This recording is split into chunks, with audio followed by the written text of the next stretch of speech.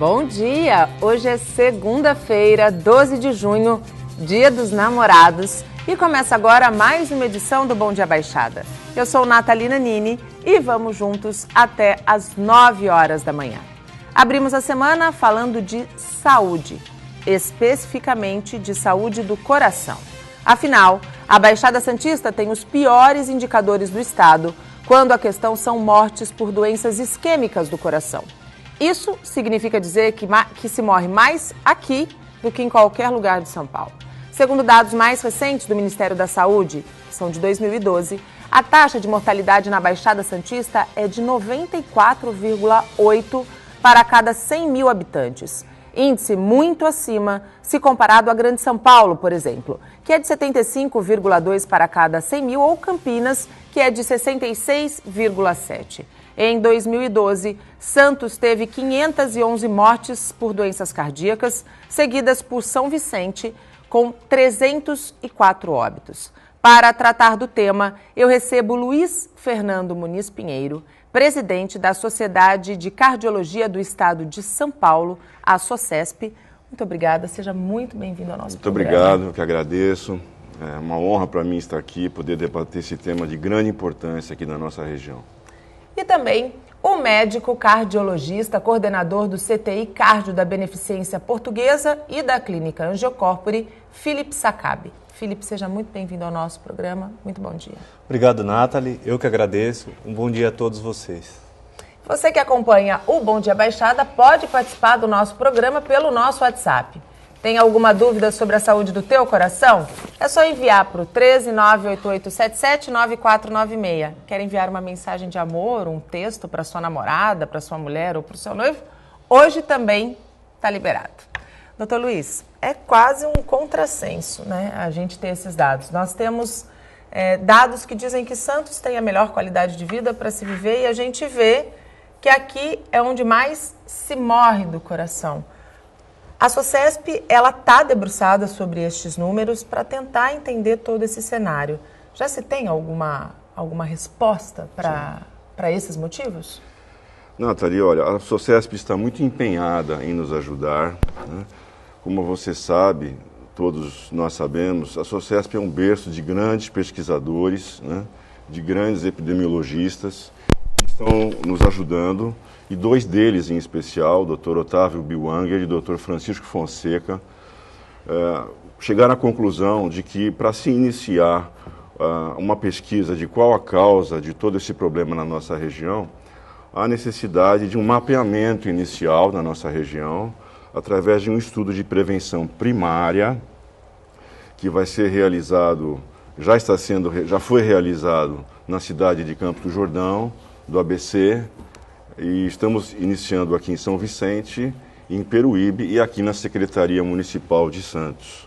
Um estudo muito interessante que eu vou poder, talvez, me aprofundar um pouquinho mais com você. Então, seria muito importante esse resultado inicial, para aí sim, através de uma onda 2, essa seria a onda 1, né, desse estudo, se passar a ter atitudes mais agressivas em relação a esse resultado inicial. Como que seria feito esse estudo, esse levantamento? Esse estudo, Nathalie, é um estudo chamado EPICO, é um estudo, estudo de informações da comunidade, né, epidemiológico de informações da comunidade. Justamente, através desse estudo, os agentes comunitários que atuam nos programas de saúde da família, eles vão atuar com questionários que vão abordar principalmente os 3 principais fatores de risco para a doença aterosclerótica coronária, ou seja, a dislipidemia, o colesterol alto, a hipertensão e o diabetes. Esses pacientes, todos acima de 18 anos, não podem ter apresentado evento cardíaco prévio, ou seja, todos têm que estar em prevenção primária, e através de um questionário simples, esses agentes comunitários vão questionar algumas perguntas, por exemplo, em relação à aderência às medicações, se o paciente está aderindo às medicações adequadas, se ele está sendo bem orientado pelo seu médico quanto ao uso dos fármacos, se houve alguma mudança de hábitos de vida desse paciente em termos de alimentação, de atividade física, e quais seriam as barreiras, por exemplo, desse paciente para fazer uso da medicação, o que está impedindo. E a conclusão desse estudo vai justamente provocar o início de uma onda 2, né, que nós chamamos, que seria já uma onda mais agressiva, ou seja, que através de checklists, através de reminders, né, de lembranças para o paciente, ele passa a aderir mais às medicações. Mas essa onda 2... A atuação da onda 2 vai depender principalmente dos resultados dessa onda 1. É um estudo pequeno, de curta duração. A Secretaria aqui de Santos já está bem orientada nesse sentido. Então, nós estamos aguardando esses resultados iniciais. É um estudo pequeno, de curta duração. Então, eu acredito que esses resultados vão ajudar muito a nossa região a chegar a uma conclusão inicial. Felipe, quando a gente pensa num estudo em várias etapas, e a gente fala muito da prevenção primária, é possível realmente baixar estes índices? Porque, assim, Santos esse índice não é do coração, não é exclusivo às doenças cardíacas. Morre-se muito aqui por doenças maternas, morre-se muito por dengue, por chikungunya, e a gente se pergunta, o que acontece? Exatamente. Precisa ficar claro ao telespectador que Santos não é somente onde se tem a maior taxa de mortalidade cardiovascular. É onde se tem a maior taxa de mortalidade materna e infantil do estado de São Paulo e é onde se tem uma das maiores taxas de infecção por dengue, zika e chikungunya do estado de São Paulo. Isso mostra um total colapso no sistema de saúde da nossa região. E quando a gente fala em colapso de saúde, a gente tem muito a ideia de imputar isso ao poder público. Isso, em parte, é verdade. Existe uma certa falência no sistema público. Mas não é só no público, né? Exatamente. Na nossa região, nós contamos com 40% de usuários de planos de saúde. Isso dados de 2016. Óbvio que com a crise isso reduziu um pouquinho e aumentou um pouquinho no sistema público. Então, em parte, nós temos um sistema privado que deixa um pouco aquém exatamente esse atendimento. Quando se fala em prevenção primária, nós temos fármacos excelentes. A questão de 3 meses atrás, nós tivemos uma publicação no estudo, que chama Estudo Fourier, que mostrou que existe um remédio capaz de reduzir o tamanho da placa de gordura em doentes assintomáticos de extremo alto risco. Isso já está documentado, é um tratamento recente que está chegando no Brasil agora e que é capaz de reduzir a mortalidade cardiovascular em 20%, reduzindo o tamanho das placas de gordura. Nós temos remédios de hipertensão extremamente eficazes. É claro que isso tem um custo muito grande. Sim. Nós temos remédios eficazes para reduzir a hipertensão arterial em torno de 30% a 40%. Então nós temos fármacos para fazer a prevenção primária. Então eu acredito que com o emprego desses fármacos, mais o resultado desses estudos, e um amplo debate para ver onde erramos e aonde precisamos chegar, a gente vai conseguir melhores resultados no atendimento da nossa população. Quando a gente fala em fármacos muito eficientes, a gente logo imagina que essas mortes poderiam ser evitadas, né? Quando a gente tem remédios, para que a população entenda, os fármacos são os remédios eficientes para evitar que a pessoa, enfim, chegue ao fim que ninguém quer. Por que é tão difícil que essas pessoas tenham acesso, por exemplo, a essas medicações, doutor? Então, a primeira coisa, vamos dizer, em custo. Esse remédio novo que eu citei chama Evolucumab. Ele foi lançado no Brasil em torno de 6 meses. O custo dessa terapêutica, que é usado uma vez por mês e pode ser usado 2 vezes por mês, que é capaz de reduzir o tamanho da placa de gordura, ele pode chegar a R$ 1.500. Isso leva um sistema público e privado que já está num colapso financeiro, que a gente vive um problema de custeio, a um colapso ainda maior. Então, cabe a nós, cardiologistas, selecionarmos muito bem quem é o paciente que tem benefício de muito alto risco para a redução desse risco cardiovascular. Nós tivemos no ano de 2010 também o amplo início de um remédio que é usado na fase hiperaguda do infarto chamado Ticagrelor, que é capaz também de reduzir a mortalidade cardiovascular. Esse tratamento mensal custa em torno de R$200. A pessoa que infartou, se ela quiser usar o que tem de ponta no mercado, o custo do tratamento pode chegar a R$2.000. Então, o custo, de uma maneira geral, já é um fator impeditivo. Nós vivemos uma região que a renda per capita é 3,3 salário mínimo mensal. E a gente está falando de um tratamento de ponta para redução de mortalidade que pode chegar a quase isso. Exatamente, exatamente. Doutor Luiz Fernando, quando a gente pensa nesses dados, a gente pensa no estudo, a gente pensa que a gente tem o remédio, mas a gente pensa que a gente não tem a condição. Como é que a gente chega a um denominador comum para que a gente possa, de fato, se não resolver, minimizar esse problema? Hoje, complementando, Nathalie, que o doutor Felipe falou, é bom a gente sempre lembrar que essa medicação nova que realmente vem surgindo, na realidade esse estudo Fourier foi um estudo apresentado agora na American College desse ano, foi um estudo muito interessante com 27 mil pacientes e mostrou uma redução de eventos durante 2 anos, uma média de 2,2 anos, em torno de 20%, mas não reduziu mortalidade. Nós estamos ainda aguardando esse estudo atingir 5 anos, as curvas realmente elas se separam, mas com 5 anos nós vamos ter uma noção um pouco melhor.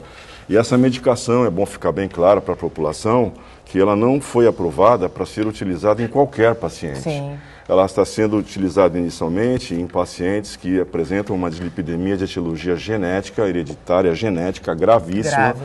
São pacientes que têm uma mutação genética de uma proteína hepática, eu não vou entrar em detalhes aqui. Então, eles têm morte muito precoce por doença cardiovascular, eles morrem muito precocemente de infarto, sofrem cirurgias, angioplastias numa fase ainda muito produtiva da vida. Então, são medicações que vêm com uma esperança muito grande, principalmente para essa população, que com as medicações habituais, a estatina, não atingem as metas necessárias para redução de eventos futuros. Por isso que é necessário, como você falou, doutor Felipe, selecionar de fato esse paciente. Exatamente. Né? Eu não sei se eu deixei muito claro, são para pacientes de muito alto risco, para pacientes que já tiveram evento ou que possuem uma carga cálcica nas artérias coronárias. E quando a gente fala que não reduziu mortalidade, mas reduziu AVC, reduziu infarto. Isso também tem todo impacto quando a gente fala em saúde cardiovascular. O perfil do cardiopata, ao longo dos anos, ele mudou? Geralmente era homens, jovens. Hoje mudou esse perfil ou não? Continua o mesmo? O paciente que ele tem doença aterosclerótica, com o passar do tempo ele foi envelhecendo, ele foi tendo mais fator de risco, foi tendo mais hipertensão, foi tendo mais diabetes, foi tendo mais colesterol alto, ele foi tendo outras doenças, cânceres, então ele envelheceu com o tempo, hoje ele é mais idoso. Ele tem doença em mais vasos, antigamente ele tinha doença em menos vasos, 1 ou 2 vasos, hoje ele tem doença em praticamente todo o corpo. E ele é mulher. Ele foi envelhecendo e mudando de sexo, e tendo mais fatores de risco e mais doenças associadas. Por quê? Por que a mulher agora passa a ser o foco desse grande fator de risco? A mulher, principalmente, eu acho que já que estamos falando aqui de infarto, né, que é o grande foco da nossa conversa, a mulher tem umas características muito interessantes, principalmente quando ela apresenta um evento agudo. Ela geralmente chega ao hospital com um retardo maior que o homem. A mulher, os sintomas geralmente são muito inespecíficos, às vezes pode ser um simples enjoo, um mal-estar, uma falta de ar súbita. Então são sintomas muito inespecíficos. E existem detalhes também, Nathalie, muito importantes. A mulher, quando chega a um pronto-socorro com uma queixa de dor precordial, enfim, com algum sintoma, e ela está ainda na sua fase, não chegou na menopausa, está na sua fase fértil, ainda abaixo dos 55 anos, muitas vezes os sintomas da mulher são subestimados pelo médico. É muito comum isso. Não, ela brigou com o marido, ele brigou com o namorado, está nervosa.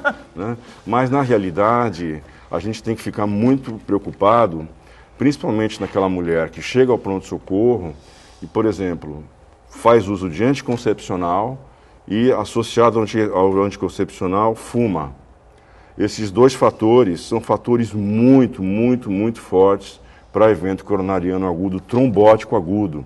Então, a mulher que faz uso de anticoncepcional e fuma, a gente tem que ficar muito preocupado quando ela chega no pronto-socorro, mesmo com uma queixa vaga, uma queixa inespecífica. Falando nesse atendimento, nesse primeiro atendimento do pronto-socorro, quando uma pessoa chega, seja ela homem, seja ela mulher, com alguma queixa, nós temos hoje um bom primeiro atendimento na nossa rede? E qual é a importância desse bom primeiro atendimento para evitar que esses sintomas evoluam para a morte? Vamos separar em setor público e setor privado. No setor público não existe uma referência para pacientes portadores de doença cardiovascular. O paciente chega com dor no peito, ele infarta, ele é atendido pelo médico de plantão, que ele pode ser clínico, pode ser ginecologista, por vezes pode ser cardiologista, pode ser neurologista. Então esse atendimento ele já é uma coisa que nos salta aos olhos, equivocada. O ideal era que você tivesse o cardiologista dando aquele primeiro atendimento para uma patologia cardiológica. Então, no sistema público, nós não temos na nossa região o cardiologista de plantão.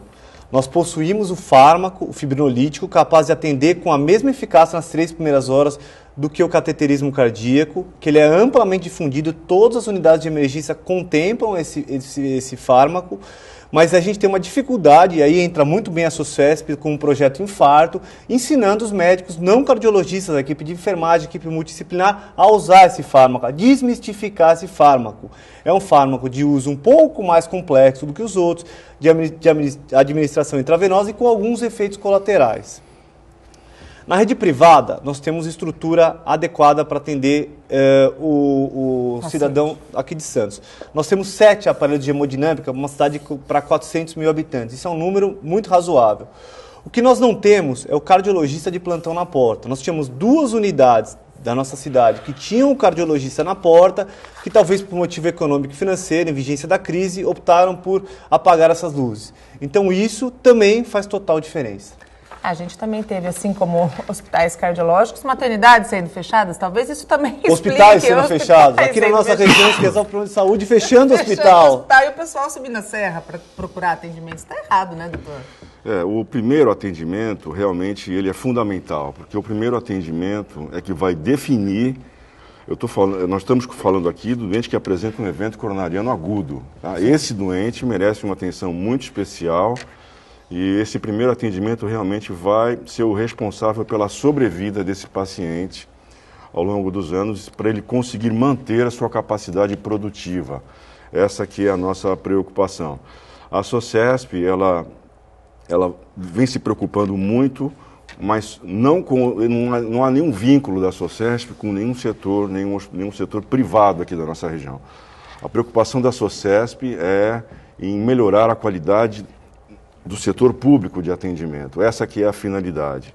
E o projeto Infarto, no caso, que nós trouxemos aqui para a região agora, realizamos no final do mês de maio, em 2 dias, foi muito interessante, foi uma experiência incrível, aprendi muito nesses 2 dias, porque nós trouxemos poucos médicos, mas muitos profissionais de saúde, por exemplo, como bombeiros, como o pessoal da polícia, da Guarda Civil, que muitas vezes dá o primeiro atendimento a esses pacientes, tem o primeiro contato, auxiliares de enfermagem, alguns médicos emergencistas, e a finalidade foi justamente capacitar esse pessoal não cardiologista a esse primeiro atendimento. Agora, o que nós nos preocupamos é que nós temos uma região aqui de quase 2 milhões de habitantes, a SOCESP sabe disso, tá? E nós não temos um hospital público de referência. Nenhum hospital universitário, de repente, né? Porque justamente o que acontece, não adianta nós termos essa medicação, que é a tenecteplase, que é uma medicação hoje mais rápida e mais fácil, porque é uma simples injeção, demora poucos segundos a ser feita, para ser realizada. Então, só que esses pacientes, em torno de 30% a 40%, Nathalie, eles... o trombo não é lisado, não é fraturado. Então, esses pacientes, a artéria não se abre. Então, eles precisam fazer um cateterismo de urgência e abrir essa artéria através de uma angioplastia. E se você não tem um hospital de referência e você tem uma complicação com um paciente desse tipo, após a administração dessa medicação, desse fármaco, como você faz, né? Então, eu acho que os nossos governantes precisam olhar aqui nossa região com um carinho mais especial. Nós estamos brigando muito, a SOCESP está do nosso lado, está muito empenhada em nos ajudar, porque eu acho que a nossa região tem que ser equiparada hoje a uma cidade como Ribeirão Preto, como Rio Preto, como Campinas, que você tem a USP em Ribeirão, você tem a Unicamp, você tem o Instituto de Moléstias Cardiovasculares em Rio Preto. Nós temos faculdade de medicina. Exatamente. Aqui, né? Então, a população precisa disso. Eu sou médico do setor público, sou concursado do Estado, e a gente observa que essa região do Litoral Sul, você não tem nada. Nada. Um indivíduo que tem um evento de Peruíbe para frente, ele não tem onde correr, não tem onde correr. Ele tem que pegar a estrada, entrar no carro e rezar para dar tempo de chegar hoje, essa conduta hoje não pode ser uma loteria, claro. Entende? Isso não pode ser, eu dei sorte porque eu fui atendido por um médico que tinha experiência, que me viu, me encaminhou rapidamente para uma pessoa que era amiga dele, porque ele telefonou. Então isso tem que ser uma coisa rede, que tem que funcionar. Uma rede de atendimento. Tem que funcionar igual e para todos os pacientes e para a população carente. Esse é o fundamento da SOCESP e a gente vai brigar muito ainda por isso, entendeu? Vamos brigar bastante ainda para conseguir isso. E se Deus quiser, nós vamos conseguir, né? Houve um investimento inicial da Secretaria Municipal de Santos na compra de um equipamento doado à Santa Casa de Santos de cerca de $1 milhão. Mas o problema, eu estava discutindo com o Dr. Pinheiro, não é a compra do equipamento, é a manutenção, um custeio. Um caso de infarto pode facilmente passar de R$30 mil o atendimento com materiais. Quando a gente fala de aneurisma de aorta abdominal, pode passar de R$100 mil. Então não é só investir no equipamento, é a manutenção desse equipamento. E a resposta que nós temos, os gestores da nossa região faltam recursos para tudo. Vamos esperar que essa situação melhore. E você que costuma passar pelo sistema Anchieta Imigrantes, preste atenção. Até quarta-feira, a Ecovias, concessionária que administra a rodovia, programou obras e manutenções que serão feitas das 8 da manhã às 5 da tarde e das 9 da noite às 5 horas da manhã. De acordo com a concessionária, faixas e acostamentos serão temporariamente bloqueados de forma alternada e devidamente sinalizados para garantir a fluidez do tráfego e a segurança. Entre os dias 15 e 18 de junho, os serviços serão paralisados para não comprometer o fluxo de veículos, que tende a ser maior por conta do feriado prolongado. Apenas serviços emergenciais serão realizados nestes 3 dias. Para saber quais trechos estão em obras, é só acessar o site da Ecovias, www.ecovias.com.br. E no Caderno Regional desta segunda-feira, Dia dos Namorados, você vai ver uma reportagem especial sobre um casal que na adolescência se conheceu, foi separado, se reencontrou e agora está junto. Além, claro, do resumo de tudo que foi notícia no fim de semana. O Caderno Regional começa às 7h30 da noite. E voltamos a falar sobre saúde do coração com Luiz Fernando Muniz Pinheiro, presidente da Sociedade de Cardiologia do Estado de São Paulo, a SOCESP, e com o médico cardiologista Felipe Sakabi.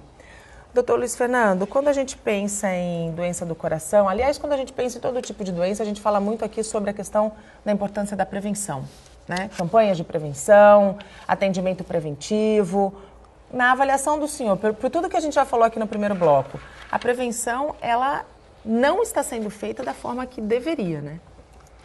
Na realidade, a gente nunca pode esquecer, Nathalie, da importância dos bons hábitos de vida, uma boa alimentação saudável em frutas, verduras, uma atividade física regular. Mas aquele paciente, por exemplo, que é hipertenso, que é diabético, aquele paciente que apresenta, que tem como histórico familiar, parentes de primeiro grau, homens que apresentaram um evento com menos de 55 anos e mulheres com menos de 65 anos, esses pacientes devem sofrer uma avaliação periódica com uma observação maior. Na sua opinião, doutor Felipe, como é que é a questão preventiva? O nosso problema é que nós tratamos doenças que não dão sintoma. Para se ter uma ideia, eu tenho um filho pequeno, eu falo, filho, não mexe na tomada, não mexe na tomada. Mas ele só aprendeu quando ele pôs a mão. O dedo, é verdade. Nós tratamos hipertensão, que não dá sintoma. Nós tratamos diabetes, que dá muito pouco sintoma. Nós tratamos problema de colesterol, dislipidemia, que dá muito pouco sintoma. Então, isso já é uma barreira. É muito difícil você tratar de uma doença que não dá dor, que não dá nenhum tipo de... Que é silenciosa, exatamente. Então, nós já partimos do pressuposto que nós temos que informar. A nossa arma é isso, é a informação. Nós temos que informar. E atitudes como essa são louváveis, que só através dessa maneira a gente consegue conscientizar a população que hipertensão é um problema, diabetes é um problema e o colesterol alto é um problema. Então esse é o problema da nossa prevenção. Eu acho que é a falta de sintomas. Quando vem o sintoma, por vezes ele vem junto com a doença. Quando a gente fala nessas doenças silenciosas, logo a gente imagina a necessidade de exames periódicos e de visitas periódicas aos cardiologistas, né? No caso, por exemplo, eu vou dar um exemplo, minha família, meu pai, ele tem um problema eu não tenho, mas o meu irmão, que tem uma vida extremamente saudável, é triatleta, Ironman, ele tem colesterol. Isso significa que ele deve ir com mais frequência ao cardiologista. No meu caso, uma vez por ano. Como é que é a questão da frequência ao cardiologista? Também é uma vez por ano? Eu costumo falar, quando eu sou perguntado sobre esse tema, que quando a pessoa faz 18 anos, ela vai na autoescola. Ela podia pegar e sair da autoescola e ir para o cardiologista também. Exatamente, porque eu acho que é importante essa primeira consulta quando se faz 18, 15 anos a um cardiologista. Para fazer um eletro, para bater um papo, para estratificar o risco desse paciente, para definir como é que vai ser o futuro desse segmento. Se ele vai ser anual, se ele vai ser semestral, se ele vai ser trimestral. Isso quem vai definir é essa primeira consulta. Então eu acho que essa primeira consulta deve ser feita com 18 anos, junto quando tira a carteira, passa no cardiologista. E aí a gente, através dessa consulta, faz uma estratégia de vida para esse paciente, vacina esse paciente, que muitas vezes a gente fala, adulto não toma vacina, isso é uma inverdade. O diabético tem que ser vacinado, o paciente portador de insuficiência cardíaca tem que ser vacinado, são medidas que você consegue reduzir o impacto de exacerbação da doença. É a prevenção. É a prevenção.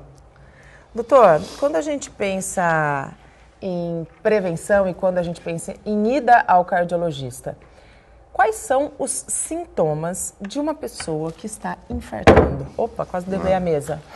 Bom, Nathalie, os sintomas clássicos do infarto é uma dor precordial muito intensa, que pode ser irradiada para a mandíbula, para os braços ou para um dos braços, para as costas, né? Então, geralmente acompanhada de náuseas, vômitos, sudorese fria. Esses são sintomas clássicos do infarto, né? Que a pessoa deve procurar um atendimento médico o mais rápido possível, porque nós lidamos com uma patologia que é tempo dependente, ou seja, a sobrevida desse paciente vai depender, muitas vezes, do tempo que ele chega no hospital. Mas quando a gente pensa, por exemplo, nesses sintomas, náusea, sudorese, muitas vezes o paciente não subestima esses sintomas, e aí a grande preocupação, de repente ele pensa, não, comi alguma coisa que me fez mal, vou tomar um antiácido.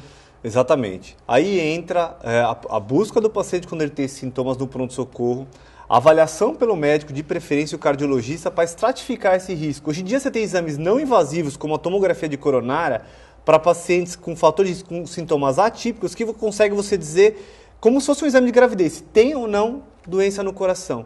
Então, eu acho que isso seria um limitador. A melhor arma é, sentiu qualquer coisa, vai para o médico, né? Sim, eu acho que é muito importante. Quando se tem algum sintoma, tem que procurar um atendimento imediato. Agora, vale a pena a gente lembrar que esse exame que o Dr. Felipe comentou, da angiotomografia de coronárias, é um exame muito bom, mas é um exame que não deve ser realizado rotineiramente. Em primeiro lugar, existem algumas preocupações, principalmente em relação à radiação ionizante. Sim.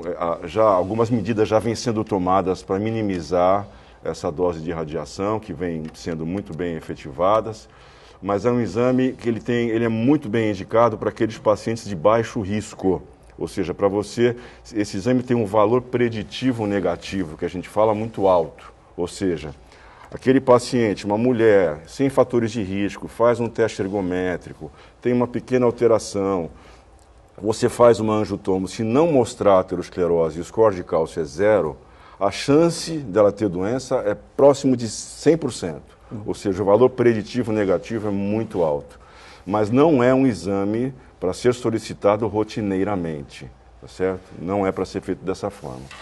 Quando a gente pensa em exames e a gente pensa no avanço da medicina, assim como em todas as áreas, a tecnologia é uma grande arma hoje para informação, para diagnósticos de doença. Quais são hoje os principais tratamentos disponíveis no mercado para tratamento de doenças do coração? Então, eu vou falar de novidade. Como já foi bem falado, a questão de alguns meses atrás nós tivemos um fármaco muito interessante para um perfil de muito alto risco para a redução do colesterol. Hoje nós, cardiologistas, entendemos o colesterol alto, a dislipidemia, como uma doença e não mais um fator de risco. Do mesmo jeito que diabetes é uma doença, que pneumonia é uma doença, a gente entende que a dislipidemia é uma doença, tá? E nós já temos fármacos capazes de controlar e reduzir esse problema. Você tem fármacos na fase hiperaguda, como o ticagrelor, que é um lançamento até da década passada, capaz de reduzir o risco de morrer durante um evento cardiovascular. Então, essas foram as duas últimas novidades em termos de cardiologia. Um remédio para dar na fase aguda do infarto e um remédio para tratar na fase crônica, para aqueles pacientes que já tiveram evento e tem muito alto risco, para reduzir o tamanho da placa e reduzir o risco de ele ter um novo infarto ou um AVC. E as novidades do ponto de vista intervencionista? Quando a pessoa chega passando mal e precisa de uma intervenção, doutor? Exatamente. Então, a gente colocou aqui o uso da angiotomografia de coronária, que é assim, o que eu quis dizer é o seguinte: para aquele paciente em que não é de um extremo grupo de risco, tem um sintoma atípico, você consegue fazer rápido um exame que dá uma resposta como positivo e negativo. Uma náusea geralmente não é um infarto, mas pode ser um infarto. E aí, talvez, com bom senso do médico e aplicação às diretrizes, você consiga usar muito bem a angiotomografia de coronária no score de cálcio na fase aguda. Longe de dizer que todo mundo chega nauseado no pronto-socorro deve fazer esse exame, longe de dizer isso, não estou querendo dizer isso. Eu estou querendo dizer um exame que veio a mais. Tá? Para quê? Para evitar internações desnecessárias, para reduzir o custo na saúde, para evitar procedimentos invasivos como o cateterismo cardíaco de forma desnecessária. É isso que eu quis colocar. Em segundo lugar, nós temos exames não invasivos, como a cintilografia do miocárdio, que é uma tomografia do coração junto com um teste ergométrico ou com uma infusão de uma medicação que aumenta a pressão, capaz, com uma acurácia quase tão boa de um cateterismo cardíaco, de fazer esse diagnóstico. E por fim, nós temos a intervenção coronariana percutânea, com stents altamente modernos, com stents, inclusive, que são capazes de ser reabsorvidos pelo corpo, que são capazes de atuar nesse sentido. São tratamentos realmente... Esse é para o senhor, doutor Pinheiro. Stent, eu vou deixar para o senhor. Para me chamar de senhor. Não, então, eu acho que é importante... Esse tratamento de stent, ele é de fato... ele traz a resposta que o paciente busca, que o médico busca? Na realidade, Nathalie, assim, para resumir para a população que está nos assistindo, muito importante é a seguinte mensagem. Aquele paciente que tem, hoje falando-se em doença aterosclerótica, que tem uma angina estável ou é assintomático e tem doença, vamos dizer, assintomático não tem sintomas, esse paciente hoje, existem 3 tipos de tratamento: a cirurgia de revascularização, a angioplastia ou o tratamento clínico. Nesse grupo de população, nós temos já vários trabalhos demonstrando que a longo prazo não há redução de mortalidade com o tratamento clínico, com a cirurgia ou com a angioplastia. Outros fatores devem ser levados em consideração. Mas a redução de evento, a redução não morre mais, mas infarta mais, vai mais no pronto-socorro. Mas não há redução de mortalidade. Mas naquele paciente que tem um evento agudo, esse sim, esse é o paciente que com certeza ele tem uma sobrevida maior com a intervenção percutânea no momento, na fase aguda. Em relação ao uso dos stents bioabsorvíveis que o Dr. Felipe acabou de comentar, vale a pena a gente lembrar que realmente o princípio do stent bioabsorvível é fantástico. Se você for ver um stent que você implanta no paciente e 2, 3 anos depois ele desapareceria, você não teria mais um metal, isso facilita a longo prazo uma cirurgia a ser feita e outros procedimentos também. Mas os resultados iniciais com esses stents de primeira geração bioabsorvíveis foram muito desanimadores, principalmente com índices muito altos de trombose de stent. Alguns passos, talvez, por alguns médicos operadores, a parte técnica desse stent é um pouco diferente do stent metálico convencional. Então, os resultados não foram animadores, principalmente em vasos finos.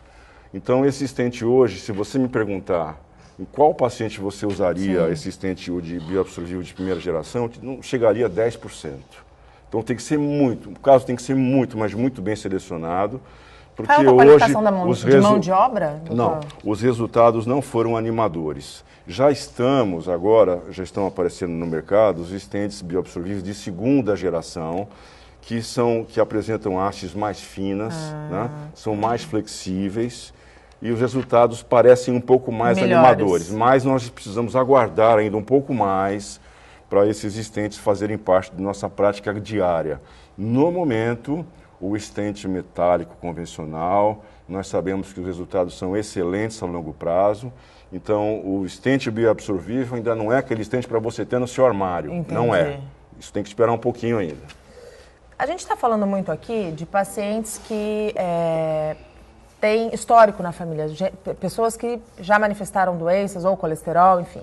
Só que existem também aquelas pessoas que não têm ninguém na família, né? E que manifesta um perfil de doença cardiopata. Por que isso acontece? Quando a gente exclui o fator genético, a gente entra no hábito ambiental, as exposições que essa pessoa teve. Então, se ela tem uma carga tabágica, se ela fuma, se ela faz uso de álcool. Para se ter uma ideia, a principal causa de pacientes internados com insuficiência cardíaca em alas de cardiologia na Alemanha é o uso do álcool, o efeito do álcool no coração. Isso, no Brasil, que a gente não tem uma estatística precisa, também é uma coisa que a gente observa nos hospitais e a gente vê que muitas vezes não fazemos o diagnóstico. Você não tem um exame para fazer se o uso crônico de álcool levou àquele caso. Então, o sedentarismo também. O sedentarismo entendemos como um fator de risco relevante. A prática de exercício físico, mesmo que de final de semana, de maneira moderada, ele reduz o risco cardiovascular. Longe de eu estar incentivando a pessoa só a fazer exercício no final de semana. Mas é melhor do que nada, essa é a mensagem. Sim. Então, como fatores expositores, essas três coisas são realmente coisas muito relevantes. E abrimos o último bloco com as notícias do esporte. Com 2 gols de Kaique no primeiro tempo, o Santos venceu o Atlético Paranaense na Arena Baixada, em Curitiba, em jogo válido pela 6ª rodada do Campeonato Brasileiro. Com a segunda vitória consecutiva sob o comando de Elano, que até ontem era técnico interino do Peixe, o Santos chegou à 10ª colocação e deixa a situação mais tranquila para Levir Coupe, que assume hoje o comando do Alvinegro Praiano. O próximo jogo do Peixe é na quarta-feira, clássico, contra o Palmeiras na Vila Belmiro. E voltamos a conversar com Luiz Fernando Muniz Pinheiro, presidente da Sociedade de Cardiologia do Estado de São Paulo, a SOCESP, e o médico cardiologista Felipe Sacabe. Ainda dá tempo de você mandar a sua mensagem, se quiser mandar um vídeo também pode. Nosso WhatsApp já está aí na tela e eu volto, inclusive, com a pergunta que já está posicionada. Pode colocar na tela, por favor? É o Gabriel Garcia de Santos. Qual a diferença entre o AVC e o infarto? Os socorristas que atendem primeiro conseguem perceber a diferença? Então vamos lá. Infarto é obstrução de uma artéria do coração. Resumindo bem, AVC, uma obstrução de uma artéria do cérebro. Então, quanto à anatomia, um é na região do peito, outro é na região da cabeça. É facilmente reconhecível por uma pessoa que é treinada para reconhecer um infarto e um AVC. Até porque o tratamento na fase aguda é muito parecido, que é o uso da medicação fibrinolítica, exceto para o AVC hemorrágico. Então, você, através de um questionário, você consegue reconhecer um AVC e um infarto. Inclusive, a Sociedade de Neurologia também faz um trabalho por reconhecimento do AVC por início do tratamento. Porque, diferente do infarto, o AVC você tem 4 horas e meia para tratar. Ou você trata aquele paciente na fase inicial, ou você trata a sequela do evento. Vou complementar só, Felipe, se me permite. É muito importante em relação ao AVC, a gente tem a noção, porque essa medicação que é feita, o TNK, o tenecteplase, ela pode levar a complicações também, hemorrágicas. E no caso do AVC, as causas do AVC são um pouco diferentes das causas, vamos dizer, de um evento coronariano agudo. A chance dessa causa de um evento coronário agudo ser não aterosclerótica é mínima, é rara, é mais rara. No caso do AVC, não. Então, no caso do AVC, você pode ter malformações arteriovenosas, você pode ter outras causas que não ateroscleróticas. E se você administra essa medicação na veia, você pode matar o doente. Nossa. De hemorragia. Então você precisa no AVC fazer uma tomografia, ter uma estrutura diferente, né? Uma estrutura diferente que para o infarto você precisa ter uma tomografia, você precisa ter um neurologista para você discutir o caso, para avaliar essa tomografia, para você poder fazer essa medicação de uma forma mais tranquila.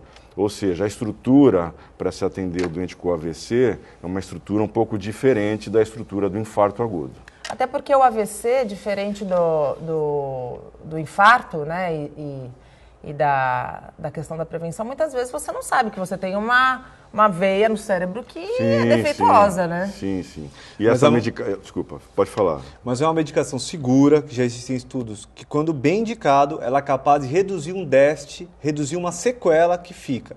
Então, essa medicação ela tem que ser avaliada pelo especialista e, quando muito bem administrada, ela tem impactos na sequela e na qualidade de vida dessas pessoas. Não, é isso mesmo, E uma recente diretriz da Associação Americana do Coração propõe uma mudança no tratamento dado à maioria dos pacientes que sofrem cardiopatias, cuja prescrição geralmente é que haja cirurgia, medicação e caminhada. A preferência agora é para começar com atividade física antes mesmo do controle da pressão arterial, colesterol e nível de glicose no sangue. Prega-se também a adoção do trinômio força, equilíbrio e cognição. O documento afirma que o ser humano perde capacidade funcional rapidamente quando é idoso, quadro agravado por doenças cardiovasculares, dos medicamentos ingeridos e das internações necessárias. Os profissionais da associação entendem que a adoção de atividade física é suficiente para modificar o processo, retardando os malefícios e melhorando a qualidade de vida. Qual que é a opinião de vocês sobre essa nova prescrição da Associação Americana? Olha, eu questiono um pouco, apesar de não atuar muito como cardiologista clínico, sou cardiologista, mas naquele paciente de baixo risco e risco intermediário, que a gente chama, você pode realmente começar com uma atividade física. Agora, aquele paciente de alto risco, que teve um infarto, que tem uma miocardiopatia isquêmica grave, a medicação aí é fundamental. Aí o exercício físico fica em segundo plano. O idoso já funciona um pouco mais diferente, o idoso toma geralmente vários fármacos que podem interagir entre eles, então a gente tem que tomar um pouco de cuidado também no idoso. Mas liberar para atividade física como primeira opção, aquela população de baixo risco e risco intermediário. Você concorda, Felipe? Concordo, os efeitos da atividade física eles são a longo prazo. Quando você já tem um evento estabelecido, você precisa de uma coisa para ontem. Sim. Então, quando a gente fala para a população que a atividade física é boa, ela tem que ter tempo para fazer isso daí. Se ela já teve um infarto, já ela teve um AVC, aí sim o tratamento medicamentoso ele é imperativo. E o tratamento, exercício físico, atividade física, ele também é imperativo. Logo depois que a pessoa infarta no meu serviço, que ela sai da hemodinâmica, nós já iniciamos o serviço de fisioterapia, que nada mais é do que atividade física, de reabilitação respiratória, visando um melhor restabelecimento desse paciente. Então o exercício físico é importante, quando ele é usado de forma isolada, nós temos que ter tempo para ele ter efeito, diferente do remédio que abaixa a pressão em horas. Na hora. O exercício físico demora meses. Então, eu acho que isso daí é a primeira coisa que deve ser citada. É possível, num caso de cardiopatia, a medicação se tornar coadjuvante a partir do momento em que se começa a atividade física? Eu acho que existem alguns casos em que você consegue, através de mudança radical no estilo de vida, reduzir o uso das medicações. Eu acho que eu sou fã de exercício físico. Sim. Eu pratico diariamente exercício físico, mas atividade física é ótima, né? Ótimo, é ótimo. Deve ser exaltada cada vez mais. Mas são em poucos casos e são pacientes que perdem 20, 30 quilos, que mudam radicalmente os hábitos. Na grande maioria dos pacientes, o exercício físico é muito difícil de ser realizado, a adesão não é boa, a prática de atividade física, por vários fatores, ela acaba sendo um dificultador, porque o remédio você toma em 1 minuto. O exercício físico, para você ter impacto, são 150 minutos por semana, que é preconizado pela Organização Mundial de Saúde. 30 minutos pelo menos. Então, né? É importante, mas é muito mais difícil você empregar no dia a dia das pessoas. E uma coisa muito séria também, né? Quem tem cardiopatia e quer fazer exercício físico tem que ser com um profissional capacitado e qualificado. Não pode sair fazendo qualquer coisa, né? Com certeza. Eu acho que tem que ser acompanhado de perto, principalmente os pacientes de mais alto risco. Com certeza. É importante deixar claro que quando a gente pensa nesse acompanhamento, o cardiopata ele pode fazer qualquer exercício físico ou não? Não. Quando o cardiopata ele passa pelo escritório do cardiologista, como é que funciona a prescrição de atividade física? Como eu prescrevo. Então, eu avalio o paciente, vejo se ele tem condição de fazer um teste da esteira. Caso haja condição de fazer esse teste da esteira, eu monitorizo a frequência cardíaca, monitorizo o eletrocardiograma e vejo até aquele batimento, por 130, 140 batimentos, 5 minutos de esforço, em que ele não tem alteração de sintoma e de eletrocardiograma. Aí o paciente me traz esse exame. Baseado nisso, eu peço para ele adquirir um relógio que mede a frequência cardíaca. Então eu falo, Nathalie, olha, você teve um infarto, você fez um teste da esteira e é seguro para você fazer tantos minutos com tanto batimento cardíaco. Isso a pressão é igual de um remédio. E aí cabe a um educador físico ou a um fisioterapeuta adaptar essa minha indicação à prática do paciente. Então, uns vão para a hidroginástica, outros vão para a caminhada, outros conseguem de maneira não competitiva voltar a jogar futebol, voltar a fazer pequenos trotes, enfim, é possível sim. Mas sempre com orientação médica. É prescrição, tem dose e tem efeito colateral. Doutor, a gente tem 2 minutos para acabar o programa. Pode falar. Nós vamos ter um congresso agora, né? Sim. Fale rapidamente.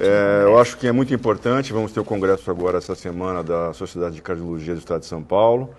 E convido a todos que possam estar presentes. É um congresso de padrão internacional aqui no Transamérica Expo Center. Então acho que vale a pena a presença de todos que queiram, profissionais de saúde, não somente médicos, e estejam lá, que acho que vai valer muito a pena. Troca de informação sempre, né, doutor? Sim. Felipe, eu gostaria muito de agradecer a tua participação aqui no nosso programa. Muito obrigado por começarmos a semana passando informações tão importantes e tão pertinentes que, como eu digo, a informação é a principal arma para a prevenção. Inclusive para doenças que não dão sintomas ou muito poucos sintomas como as doenças que nós tratamos. Muito obrigado, Nata. Doutor, muito obrigada, viu? Terminando, vamos aqui. Quais são as sequelas mais comuns dos pacientes que têm infarto? Eu acho que essa é uma questão muito importante, a população tem que saber, porque esses pacientes que não são atendidos adequadamente, eles podem evoluir justamente para uma incapacidade produtiva, ou seja, o doente perde a sua capacidade de produção, o doente pode evoluir com um quadro de insuficiência cardíaca refratária, precisar muitas vezes de um transplante cardíaco, então vejam as consequências e os gastos a nível de previdência que isso acarreta, e muitas vezes utilizar dispositivos que impedem a morte súbita, dispositivos esses que podem custar de 50 a 60 mil reais, ou seja, vejam as consequências, né, de um mau atendimento, e de nós não termos justamente um hospital de referência aqui na nossa região para podermos atender esses pacientes. Vamos esperar que as nossas autoridades se atentem para isso e que logo a gente tenha aqui um hospital para atender com dignidade e qualidade esses pacientes. Muito obrigada. Obrigado, que agradeço. Obrigado pelo seu carinho. Obrigado pela atenção. Viu? Amanhã vocês ficam na companhia do Rogério Conde, que vai receber os vereadores de Santos, Ademir Pestana e Bruno Orlandi. Juntos falarão sobre política local e nacional. Se você tem alguma pergunta, já pode enviar para o nosso WhatsApp. Não esqueça também de curtir nossa fanpage no Facebook, onde você encontra todos os nossos vídeos, e nossa página no Instagram e no Twitter. Durante todo o dia, você pode ficar bem informado sobre tudo o que acontece na região e no mundo, acessando o Santa Portal. Eu volto na quarta-feira, mas antes eu deixo aqui os meus parabéns para o meu operador de áudio, Luiz. Muitas felicidades, hoje é teu aniversário. Dá para virar a câmera para ele? Pode virar. Muito obrigado pelo teu carinho comigo, pela tua atenção comigo. Esse é o Luiz, o nosso operador de áudio, faz aniversário hoje. Que Deus te abençoe. Muita paz, muita saúde e muita fé. Eu volto na quarta-feira, às 8 horas da manhã. Tchau!